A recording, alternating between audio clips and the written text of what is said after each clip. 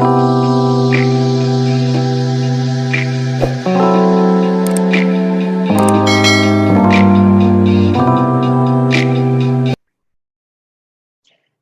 dear ones. I am Jamie Dawn, your revolutionary astrologer, bringing you celestial wisdom for the week of February 27th through March 6th of 2022. And this week holds a new moon energy. We have tons of setup here of Piscean energy. Now, we've been in Capricorn Aquarius energy for quite some time because, of course, we've had, 2019 and 20 was all Capricorn, and then 2021 being also Aquarius. Well, the big talk of the town, and I'm setting you all up for this, March and then into April, because we have Pisces. We've got the sun in Pisces right now, but we have Neptune and Jupiter in Pisces, and there's going to be this exact canoodling conjunction happening in April. But we're going to be feeling all the effects leading up to it because we're going to have a sun and Jupiter connection that happens, and we're going to have, and this is happening in Pisces, and we're having a sun and Neptune conjunction that's happening, and all of this is leading up to the Jupiter Neptune in Pisces conjunction. And the reason it's a big deal is that we haven't had this conjunction since 1856. So it's been many, many years, right? And what we'll find is that the greater spiritual movement may be happening, greater compassion, greater healing, all these things that we really need right now. And I'm going to point to something else that's happening throughout the year, the next 18 months. But we are now in Taurus Scorpio eclipse seasons because the nodes of the moon change signs in January from Sagittarius Gemini into Scorpio Taurus. And so now with the North Node in Taurus and the South Node in Scorpio, it's making this natural sextile and trine to Jupiter and to Neptune and to the sun and all this Piscean energy. And if anybody is familiar with the qualities of the signs of Scorpio and Taurus, this is about deep healing so that we can build something tangible over time, over something that's reliable, that we can start trusting ourselves again, that we can actually stand up to bullies, if you will. And we can say no to abuses of power. We can actually start working with things that help us feel more powerful about who we are, why I deserve to be here. I'm getting ahead of myself. But it's something that I just want to keep pointing to for the next 18 months or so. But this week, let's talk about this week. We have Moon, Mercury, canoodling with Saturn in Aquarius at the beginning of the week. So Monday and Tuesday has a lot of airy energy. We may be thinking about or making decisions and having conversations with Mercury here, canoodling with the moon, that help feed this need inside of us that says, I need more friends, or I want to be friendlier. I want more sociability. I want to offer my gifts to the community. I want to have a greater far-reaching impact on people. How do I do that? Let me think. I'm going to think about the things that really nurture my mind. And if I can feed my mind, there's that whole thing of input, output, right? Whatever I'm putting into my mind is going to come out in what form really depends on how we're alchemizing it within our belief systems, with the step-by-step processes that we use in order to bring out the best in ourselves and allowing ourselves to really find a sense of truth that can be translated into something beneficial for the community at whole.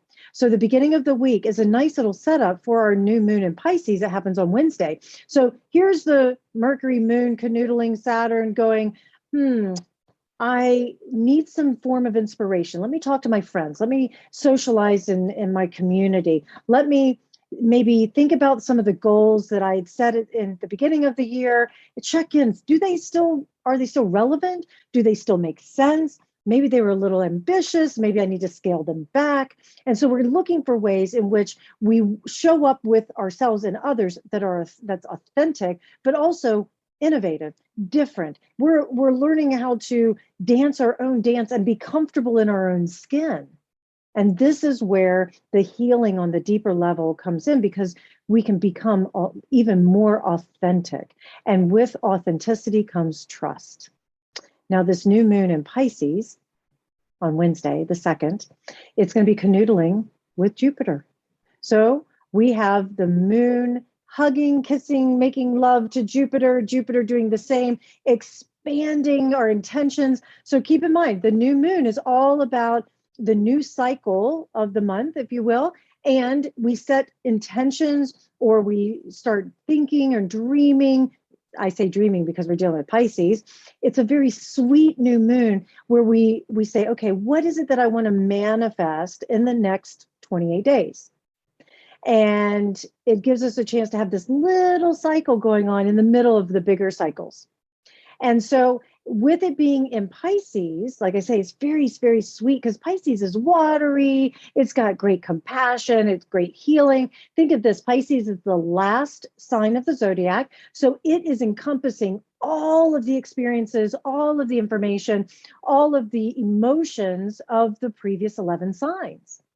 And so if we can allow ourselves to really withdraw, new moons are great for contemplation, for withdrawal, for this one in particular, dreaming. So daydream, imagine, play in the imaginal realm, play in the unseen, and use that to inform you of the intentions that you want for your life. This is also a time where we have a sextile happening with Venus, Mars, and Pluto in Capricorn. And so this new moon can have us dreaming about what and whom we value most, and maybe the types of relationships that we're in. Now, with a sextile, it usually indicates an opportunity. So this new moon could have people declaring love, making commitments, moving in with each other, getting engaged, getting married, all of those things, because you're in alignment with your values and you want something that's going to last over time, maybe taking a very mature approach about it. If you're looking at it from a financial standpoint, this is a beautiful new moon to have that conversation with your boss to say, I want more responsibility, or I'm feeling inspired to do more, give me more. I want to show up in a different way. It's also a beautiful healing new moon. So if you've had any trauma lately, or you feel like the last year and a half, 2 years with the pandemic has created trauma for you, this is a wonderful opportunity to set some intentions around healing that, maybe having greater self-care and self-compassion. This is also a beautiful creative time. So get creative with your intentions, because remember, we just had the moon and Mercury canoodling with Saturn in Aquarius, giving us this, I'll say, out of bounds, out of the world, this wonderful opportunity to think differently and make it weird, make it unusual. That can be celebrated. So let your intentions be exactly what you need. And you may find that during this new moon, something happens suddenly for you because you've been allowing yourself to meditate or dream or just take some time out. And something just drops in that says, oh my God, I wasn't expecting that. And it's even better than what I imagined. Now, we do have to be careful because the Piscean nature has a shadow side, just like every sign does. And we want to make sure that we're still staying really grounded. I think with Venus, Mars, Pluto, in the Earth side of Capricorn, it aids us in staying really grounded. So when we're dreaming and we don't want to get into delusion, right, or illusionment, then this allows us to dream big and then say, now what practical use does this have? Or how can I put it into some sort of practical use that can benefit myself or benefit the goal that I'm trying to accomplish?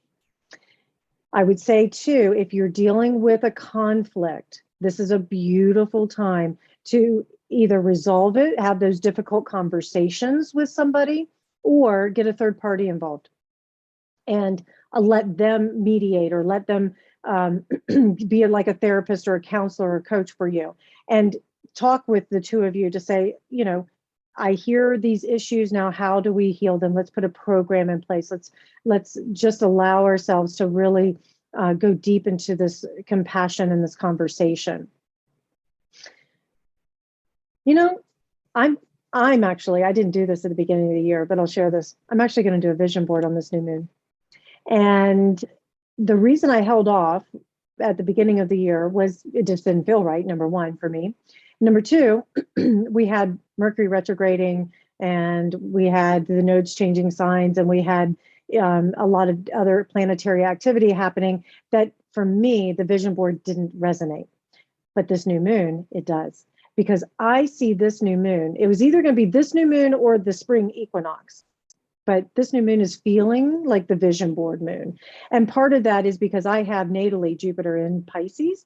And with this being a new moon in Pisces, it just complements it. And I can just see my intentions and my creative side getting really expansive here with Jupiter. It brings a lot of luck. It brings a lot of conversation. It brings a lot of spiritual faith and hope into my life and hopefully into yours. That's another thing about this week, is that if you feel like you've been defeated or discouraged with previous connections, conversations, things not going your way, this week could give you that taste that, hey, there's hope ahead. Yes, have faith. You can have what you've been looking for. If you've been waiting on certain news to come in, this week can give it to you. Now, I mentioned the Venus-Mars-Pluto trine happening with the North Node in Taurus and the South Node in Scorpio. It's a sextile. And so the reason I want to keep talking about this is there's certain things that we're going to be looking at, certain themes as a collective that we're going to be working with. And we may have some attention towards becoming more self-reliant. Some of us may be in codependent relationships. Maybe we have felt like we've been prisoners to debt. Maybe we felt like we've been holding on to a past hurt and we need to release ourselves. And that comes through radical forgiveness, not just for ourselves, but for the other person or the situation. And this includes abuse. Now, I say this tongue in cheek. My belief system about forgiveness does not dismiss the behavior. Nothing supports bad behavior, especially abuse. But we can use a practice that I love called Tonlin, where we can alchemize, we can transform that harm, that trauma into compassion for that other person, because hurting people hurt people. And that doesn't mean you stay in the situation. I actually have a friend who has a family member who just went through a physical abuse, and the person that abused her is now in jail. She took action, and that's what needed to happen. So this is not about saying, oh, don't worry about it. It's not dismissing the behavior or anything else. When I talk about forgiveness, remember, it's about releasing yourself from the bond that energy has held over you. So that's why we do the practice. So we're going to be looking at self-reliance, and that's going to be important, because the irony is the more self-reliant we become, the more others will rally around us. It's kind of cool, because they're going to see how much self-worth and how much value you're adding to yourself. This is the North Node in Taurus I'm talking about. So we're going to be probably triggered with issues of self-worth. We may find ourselves comparing ourselves to others and going, well, I didn't achieve that. I didn't do that. Why are they getting... Please be careful with that, because comparison can whittle away at that self-worth. Remember, we all have something that we're bringing to this collective. It's our unique expression. So I say this tongue in cheek, when we're dealing with issues of self-worth, we may be triggered by something that challenges our worth. And so it's going to be there to help come to the surface here. This is the Pluto energy. It brings up a lot of repressed or suppressed energy that we need to face and we need to work with. It may be issues of power or feeling powerless. So we may bump into an issue this week where we have no control over what is just being presented or how somebody is acting or behaving. But the power we have is recognizing how I respond or I react to it. What do I want to do with this? So those are some of the things that may get triggered for us. Empowerment and having a sense of purpose to build something long-term, a legacy. Some of us may be thinking about that, especially at this new moon. What is it that I want to leave behind? How do I want to be remembered? I love that phrase by or a quote by Maya Angelou, who said, people don't remember what you do for them. They remember how you make them feel. And so when I know for myself, when I'm doing my vision board, sure, I could, pull out a pair of stilettos and stick them on there and go, yay, I want to look beautiful today, or in my life or whatever. But what do I want to be known for? That's more of what I'm going to be thinking about. What's the gift that I want to leave behind? The pebble in the pond that ripples out.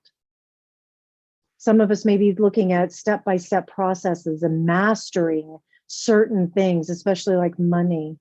May watch the world market, watch the investment world. I have a feeling that is going to continue to reshape itself over the next several months and years. Crypto, I'm just saying, I really feel that is so the new way of doing things. But I'll leave that at that for now.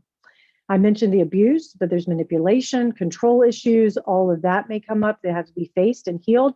Or bullying. Nothing is okay about that in any way, shape, or form. So we're learning how to stand up for ourselves. But see, here's the interesting thing. Standing up for ourselves means that we have to know ourselves. We have to know our boundaries. Boundaries are for the individual. Then it's up to us to communicate them to others. So you really want to get clear. What is it that I need in order to feel safe with myself, in order to trust myself? And guess what? This isn't about getting things right. This is about having experiences and staying true to our values. So if you value teamwork and you isolate yourself, you're out of alignment. If you value communication and you shut down, you're out of alignment. I say you collectively when I say you, by the way. If this resonates, take it. If it doesn't, let it go. Friday, March 4th, considered one of the luckiest days of the year. Why? Sun and Jupiter are canoodling. The sun is what gives us energy and vitality. It's our ego, it's our sense of purpose, our motivation. Jupiter, planet of expansion, good luck, fortune, extravagance. There's some of that. But they are going to be canoodling, making love on Friday, March 4th. And this can give us greater hope and optimism and greater faith that things are finally happening. It's a great day if you want to buy a lottery ticket. I'm not a big gambler. I kind of like the money I have, want to keep it, use it for other things, but hey, maybe I'll go buy a scratch off. Never know. I live in Reno, so, casinos are abundant here. Doubt I will be at a casino, I can tell you that. But I digress. Anyways, Friday has a lot of positivity, the intentions, your spiritual nature is active, mindfulness, anything of that nature can help with any sort of stress that may have shown up this week. Maybe you talk to a spiritualist. Maybe you talk to a teacher, somebody who inspires you. This is an inspirational day. Authority figures may have a lot to say during this time. You may find new energy, renewed energy that allows you, remember, this is Sun, Jupiter, and Pisces, allows you to have greater capacity to be compassionate or empathetic. Your psychic abilities are ramped up. So this is why I say, when I talk spiritual, I don't mean religion, even though if you follow a path, by all means, follow your path. But what I will point to is stay open-minded, expand the mind. You may find your energy is at an all-time high. With it in a watery sign like Pisces, that also includes the emotions. So your emotions may be excited, but maybe it's an out of control excitement. Got to watch out for that. Ground. Again, keep coming back to ground, come back to the body. I joke when I teach people about intuition, I'm like, go drink some water when we're working with grounding. And they're like, well, I'm not thirsty. It's not because you're thirsty or not thirsty, it's so you can pee because it keeps you in your body. Just saying. Because, if you got to pee, then where's your mind? Probably on what you're doing. Anyways, important to stay in the body, listening to the body. Don't allow yourself to get caught up in all the emotions. And guess what? We're going to have some extra support on that when Venus and Mars, they're kissing cousins all month of February into March, and they change signs into Aquarius on Sunday the 6th. But I'll talk about that next week's video more, because they're going to be kissing cousins. I don't know. I don't really like that term. They're going to be lovers. That's a good one. They're going to be lovers in the sign of Aquarius for the month of March, which will have more opportunities to look at relationships, but we get to look at them more objectively. So if you feel as though this week continues to be emotionally draining, emotionally heavy, emotionally out there, relief is on the way. And while we can't control the outer circumstances, we can only control what's happening inside of us. Utilize this weekend with the Sun and Jupiter conjunction to do that deeper healing for yourself, to give more than you think you can possibly give to yourself first and then to others. And what does that mean? Whatever you need. Connect. Let yourself feel as though you're one with the source, whatever your definition of source is. I can see a lot of people considering signing up for a spiritual retreat or going on a trip that takes them by the water or planning one. Or some of you may buy a home that's on the water. Just getting an intuitive hit here. I know it's March, but I think it's going to be a good weekend to do anything that lets you feel deeply connected to your faith. And you know what? As human beings, we need faith. We need hope, just so we don't get so heavy and depressed and blah. You know, hope is that light in the darkness. And I love hope. We do want to be careful that we don't paint a picture of false hope, of course, because that doesn't bode well. That's why I keep saying, come back to being grounded. We want to face things for what they are. But if you are someone who loves to do meditation, or you like to take yourself into la la land so that you can just receive whatever the universe wants to offer you, this is a great weekend to do that. If you need a little extra help, get by water. If you can't get by water, drink lots of water. Anything watery will help. And the thing I love about water, and especially with Sun Jupiter here, is that it fills in every crack. Shadow side, we may get something on the news of, say, more snow and ice, and it could be very impactful in a not good way, where it could create major storms, major problems, power outages, things like that. Could be tsunami, could be flooding. Just saying, there is that part of it that may show up. A lot of emotions can be active here. What do we do with them? Can we be the eye of the storm? All right, you guys, I really hope that this video, that you like it, but also that I can find my words and say, I really hope that this helps. And I'm so grateful for each one of you. Thank you for liking, subscribing, sharing, commenting. Come find me at jamiedawn.com. I look forward to connecting with you. Have such a fabulous week.